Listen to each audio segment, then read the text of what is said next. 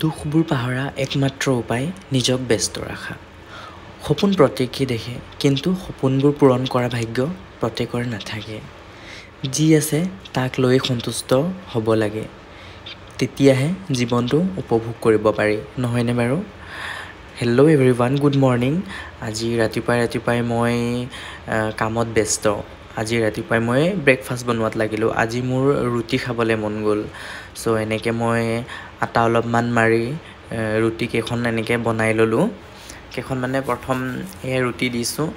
ৰুটি ইমান গোল হোৱা নাই, তথাপিও মই ট্ৰাই কৰিছোঁ আৰু যিমান পাৰিছোঁ নিজৰ মতে গোল কৰিবলৈ।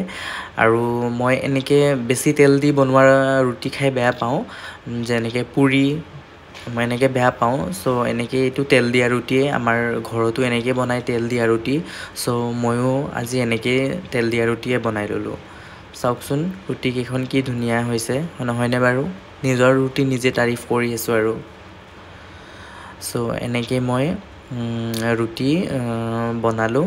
এইখন প্ৰথম ৰুটি। তাৰপিছত আকৌ মই দি দিলোঁ আৰু এখন ৰুটি। এনেকৈ মই এখনকৈ মই কেইবাখনো ৰুটি বনাই ল'লোঁ। চাওকচোন, আপোনালোকে কমেণ্ট কৰি জনাব দেই, ৰুটিকেইখন কেনেকুৱা লাগিছে দেখাত। আৰু এয়া মোৰ হৈ গ'ল দুখন ৰুটি। তাৰপিছত এয়া মোৰ আজিৰ নাস্তা, মানে ব্ৰেকফাষ্ট।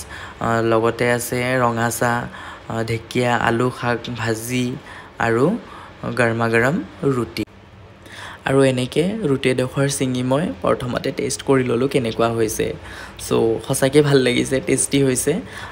আলু, ঢেকীয়া শাকৰ ভাজি, গৰমা গৰম ৰুটি আৰু লগতে একাপ ৰঙা চাহ। সঁচাই বিৰাট ধুনীয়া হৈছে খাবলৈ। আৰু এনেকৈ মই আজিৰ ব্ৰেকফাষ্ট কৰিলোঁ। আৰু আজিলৈ বাই বাই, পুনৰ লগ পাম আন এটি মিনি ভ্লগত। আপোনালোকে এনেকৈ মোক ছাপোৰ্ট কৰি যাব।